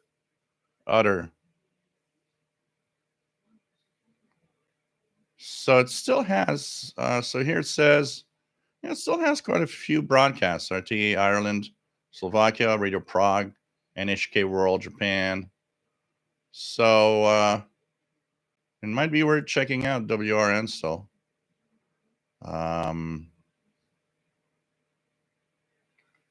But it definitely has changed. If you check on your smartphone or a computer, like tuning, go to TuneIn and just type WRN or World Radio Network, you'll see the streams pop up.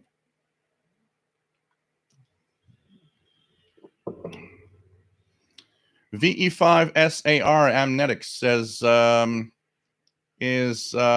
external verticals and wire antennas have a 1 megaohm high voltage resistors bleeding to ground. Found the high voltage Russian ones, long and red, on eBay for about $10.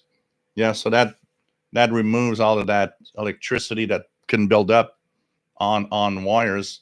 I've seen a few stories. Thank you, Callan, for the donation. I've seen a few stories of people blowing their radio in very specific circumstances where the combination of very dry weather, winds, and all of that built up enough power to make a problem to your radio. Most big radios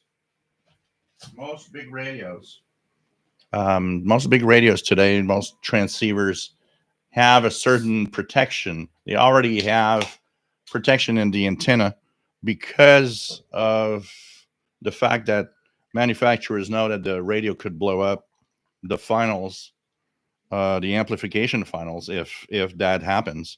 So they're often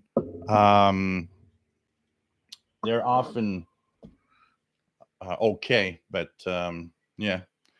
Tustin Love, nice to have you here. What else do we have? Canada 61. Have you used the narrowband FM on 29620 from New York, Catskills Mountains? I've heard it a few times, but one of the biggest problems, like right now, when propagation is because of solar activity, I'm in the skip zone of that repeater, so I rarely hear it. I hear it mostly when their sporadic E-skip opens up.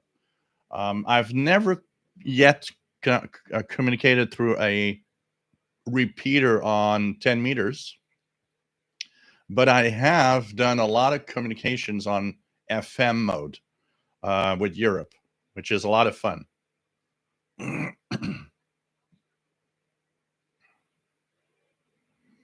Tristan, we are really moving into the fall season, starting to see a difference in daytime listening. Should soon be picking up the buzzer. Yeah, I tried a few times this week. I was not successful, but yeah, just search for Hangout.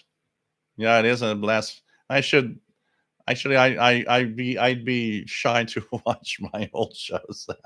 I've seen one once, and I was like, "Oh God, this is so bad."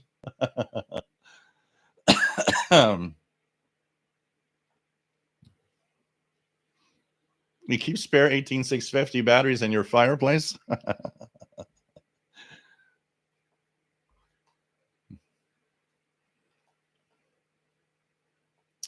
um,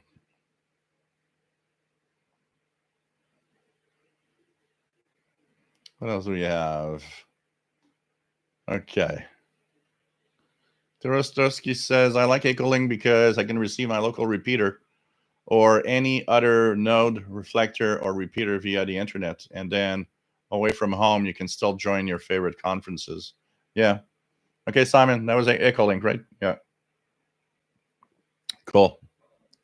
You know, I need to get into these things. I'm not very knowledgeable. I don't do a lot of VHF, UHF, although thanks to Simon Templar and the ham radio outlet, I do a lot of listening using the Yaesu FT65, which is an amazing receiver. Really, really cool. Doing 1916, nice to have you here. Oh, by the way, it changed. For those that wonder, this is a new peach. This one is peach flavor. So cheers, everyone. Not too bad. Sunwave 17946, Santa Maria Radio. Yeah, that range, 17,900 to 18,000, is there are several aeronautical frequencies there. I got New York. If you look at my the expedition videos, there's one from several years ago, and I think I was using the PL680 on that one. And it was in 17 megahertz range, and there was I came across New York air traffic control, and there was an emergency on board with one of the passengers having a heart attack, and they were doing a phone patch with doctors, and I actually posted part of the video is on my channel somewhere. That's kind of a neat thing to go through. Is like, wow, this is the what I love about shortwave. You never know what you're going to get. Matt says, I need to play around with Echolink. I think I registered with them years ago, but I left at that. Yeah, I need to check it out too. I would need to honestly check out all of these things. Kevin Michael, I have been noticing that the VHF band is not much on lately. VHF Marine is silent. 2 meters also. What is happening? 2 meters is very quiet here. I'm going to tell you. Calvin, thanks, Joe. I've the Roberts R861 branded version of that BBC World Service printed on it for some reason. Huh. Brad Shaver. It's every week now, Brad. Not just every month. We have a show every week now. Every Saturday. Carl Colon, on this page, you can listen to and control a shortwave receiver located at, yeah, the one at the U20 is pretty cool. Pretty cool. That one is very sensitive too. It's very nice. Jeff King, nice to have you here from Jacksonville, Florida. Gathering cheap pocket radios and batteries to go to hurricane victims. Hope others will do the same. Cool. That's a good thing to do. Yeah, DMR is pretty popular from what I've seen. Tina Smith, I hope you can help my boyfriend. He bought 2 radio for shortwave, a Magnavox 789 and a WorldStar multiband. Is thinking of putting up a single strand wire and square around backyard on a wooden fence, I would guess. Yeah, just put some wire outdoor and try it. So,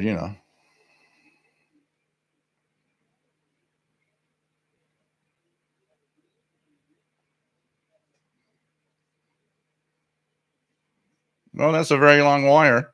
As long as it doesn't overload the radios. But try it. You don't have to put it that long. You could try much shorter also. It's still going to work. Fred Water says got WRN bookmarked and listen from time to time, mostly for NHK Japan. Yeah. It's I remember back in the day thinking how it was a great idea to have that. I mean, the internet's here. Why not stream stuff? While I was playing around with the show you on that old radio here, that one that looks like an real old tube radio here, that is that Shoyung radio, the R1. I found a use for it, which is I put it on Bluetooth mode and I stream shortwave, either DX shows through my phone on it, like World Radio or AWR Wavescan, and also some stations that are gone but they have a podcast. So, for example, Radio Sweden, every Thursday they post online the Radio Sweden Weekly, Thursday or Fridays. That is something I listen to almost every week. Radio Polonia, Polish radio in Warsaw has a 1 hour English podcast that you can listen to if you like the good old days of radio. First Radio Warsaw and then Radio Polonia and so on. There's, of course, you can listen to Radio Slovakia, Radio Prague have their own podcasts in English, French, and other languages. So there's a few things like that I do tend to go through.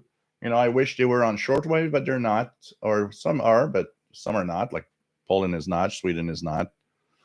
I wish they would put those up on WRMI. It would be so cool, and it would cost them almost nothing. And it would be kind of, well, Radio Sweden and Radio Polonia are back on shortwave. But there's some interesting stuff to listen to there. UTV and Ham, KD9WNV. Nice to have you here from Wisconsin. Tostenloaf has to work on Saturday, so that's the sad part. Can't you ask your boss? It's like, oh, can I work on Sundays instead? I have a shortwave show to watch. Frederic, nice to have you on board, Fred, from Paris, France. Bienvenue. Joe Tyson, I have a static arrestor at the base of my antenna and one further up at my antenna switch, which grounds the antenna when the power is off. Cool.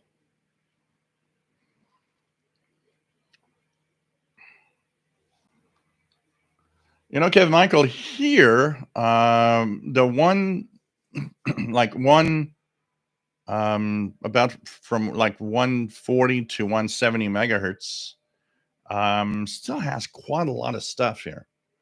But I live in the perfect area for that. We have the Port of Montreal, there's St. Lawrence Seaway, so the VHF Marine Band is fairly active here. And there's a lot of all sorts of communications going on in the 150 megahertz range and 160 also. Here it's decent, but I know that some people are saying that in some parts of like the United States or there's like almost nothing anymore. I guess, I don't know. Sometimes what I wonder is, maybe leave a scanner scanning that range all the time. And you might be surprised that it looks empty, but after a few hours of scanning, you might actually be surprised that you actually got a decent amount of communications. It's just that they're very sporadic and they don't happen often, so you miss them.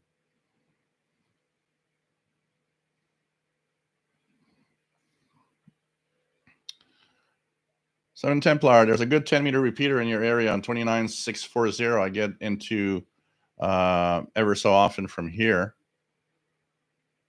And 29640. Let me just check out, just out of curiosity, if whoops, I'm kicking the camera around. I'm just going to check out if there's anything right now. 29.7. And I'm going to go to FM mode.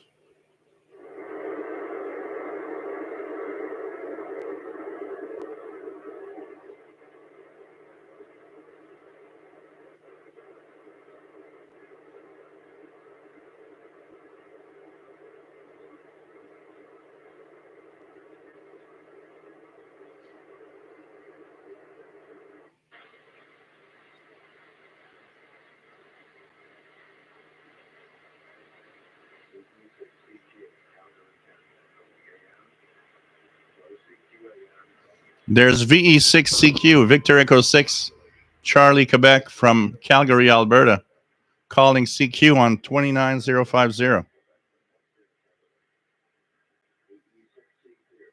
VE6CQ right now calling. AM mode 29050 if you guys want to try them.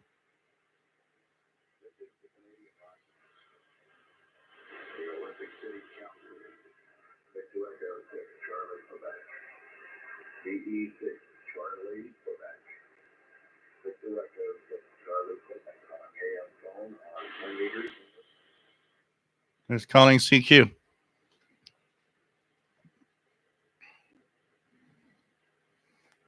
Joseph says, I picked up an emergency phone patch on my scanner once. It was fascinating to hear them go through all the procedures. Yep.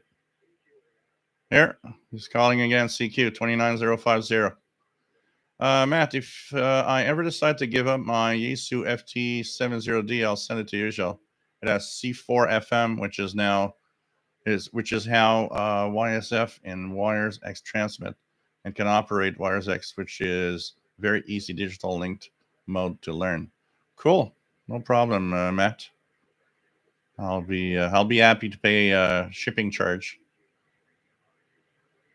As opposed to D-Star, which made me feel like I was studying for the general class exam again. Yeah, I haven't used. I need to check it out. There's still a few nets here on the ICOM IC R30 that I have, the portable. I used to use it for D-Star nets that are around here.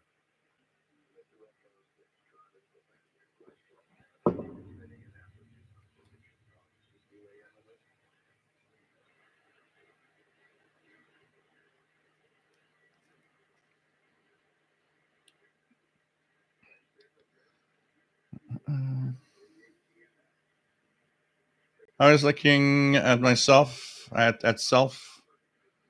Got a couple of China stations. You can leave out the propaganda word from broadcast and just say China. That's all we need to know. The rest is a personal opinion. We don't care.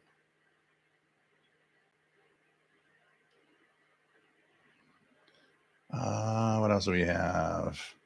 Keegan says recently moved is Ethon Elite Field with Bluetooth radio and Elite Executive SSB radios to my other house I've had for over a year now. Since it's in a homeowner's agreement, I tried using rabbit ear antenna, which seemed to work. Yeah, a lot of, if you use rabbit ears, think about it. Channel 6 is just below the old channel 6 we had analog. This is just below the FM band. So that antenna is in fact probably working very well for the FM band too.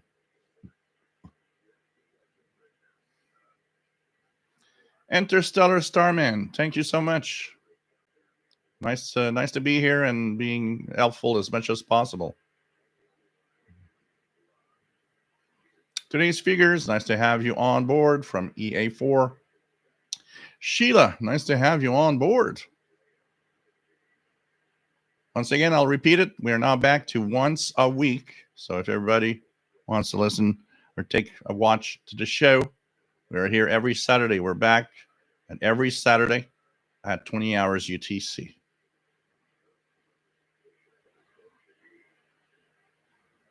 Yeah, on the West Coast in California, always looking at self. Asia is much easier than on the East Coast. So you guys get all the China and all the, and China broadcasts so many different broadcasts at the same time. It's just crazy. It's probably the country around the world that has the most shortwave transmitters. VE5 SAR amnetics is an unintended scanner set to record an activity can harvest a large amount of previously unheard comms. Yeah. One of my fun experiences that I do every now and then is I sit down and I start scanning those ranges. And I leave the radio on and I scan. I have two scanners. So what I'll do is I'll have one scan the band, and every time it finds a frequency, I punch it in the memory channel on the other scanner. And I found myself to find in maybe 3 hours, say 2 to 3 hours of scanning, in the VHF range, like from about I always start at like 137 because if I, in case there's a satellite or something that pops up, and go up to 174. And I'd say in one afternoon, I will often fill anywhere from 40 to 50, even I think my record is like 65 channels with a frequency that has communications on them. But when you start scanning those 65, you notice that some don't talk very often. So it's easy to miss out and say, well, there's nothing on the band. But once you have the scan of just those frequencies, you kind of notice there's always some activity. There's always one of them that is active at some point, which means that there's always something to listen to, and rarely some dead air time. It's a fun experiment to do. If you have two scanners, you can. That's one way of doing it too. But the recording is also something. You can also use SDRs. Like if you have like the SDR play devices go up to 2 gigahertz. Sometimes you can leave the display of, a 10 megahertz span of VHF range, and just look at anything popping up, anything you could see in communications. Rob, Fiducia, nice to have you here from Phoenix, Arizona. And Minion, oh, you didn't know. Minion is passed away in January. So we have Paul the Cat now, and only Paul the Cat. He's got a friend called Marcus on the that he goes and meet up in the backyard from time to time. But yeah, Minion passed away in January. She, just in front of me in my office, had a heart attack. It was awful to see. And I was so sad when I saw that it lasted 2 minutes and it was over, and she wasn't breathing anymore. She passed away in front of me. It was really, really sad. Yeah, it's possible, Matt, that it's skipping over you since it's very high frequency. The skip zone on 29 megahertz must be huge. So, funny thing about VE6CQ is that he's my first ever amateur radio contact on any bands. Let me check something here. Do we have?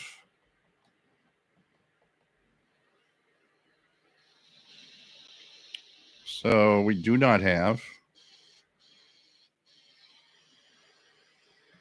It's 22 hours UTC, and we do not have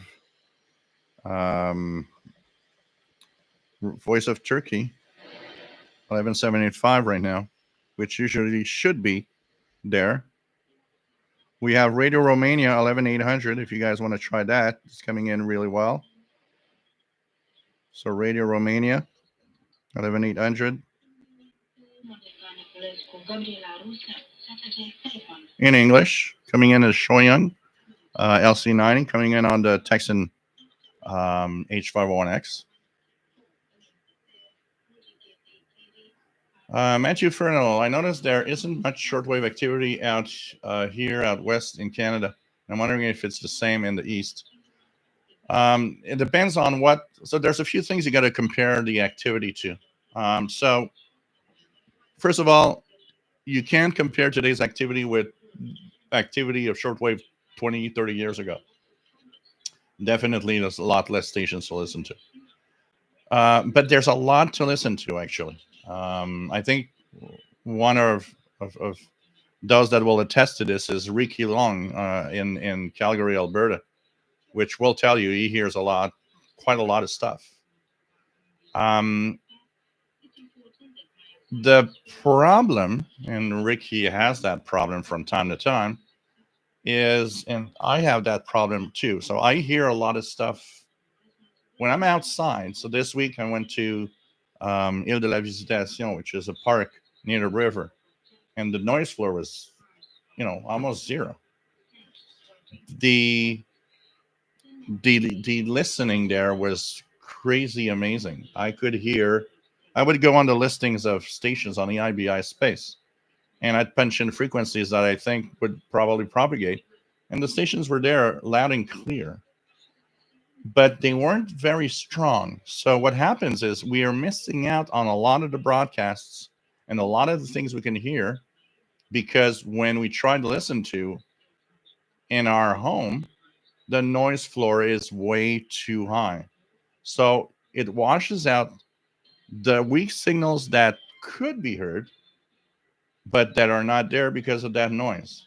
So that amplifies the impression that there's nothing on shortwave, when in reality, it's pretty surprising what you get, which is sad. It's really the noise is killing a lot of our hobby. And that is sad, because it's you look at the IBI space schedules through a 24-hour. I mean, there's a lot of broadcasts on shortwave, a lot. Now, some you can't hear where we are, definitely, but a lot can be heard where we are, but there's just too weak to go or punch through the noise floor.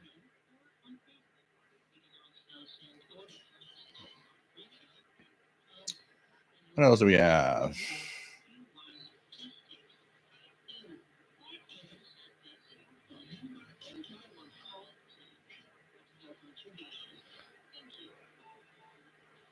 Let me just check it out.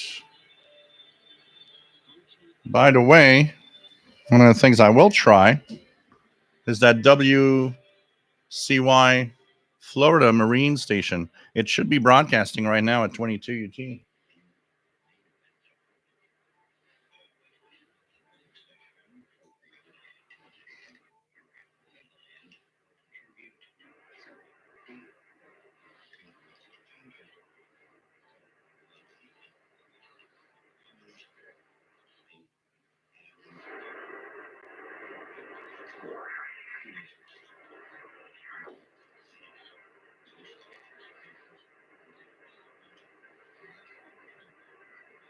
I'm not hearing much, but 8137, 12350 should be frequencies. If you're close to Florida, 4045.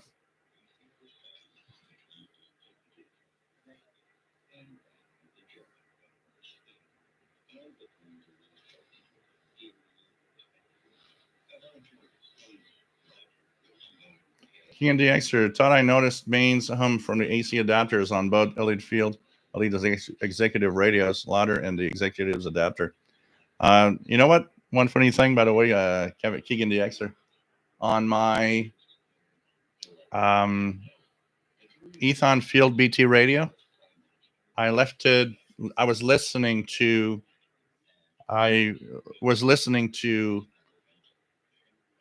shortwave, and I left it plugged in with the adapter, and I heard a loud pop sound. One of the capacitors at on the circuit board, that is where the power adapter goes in, popped, which surprised me. Now the radio still works, but the capacitor is kind of dead. So I guess less filtering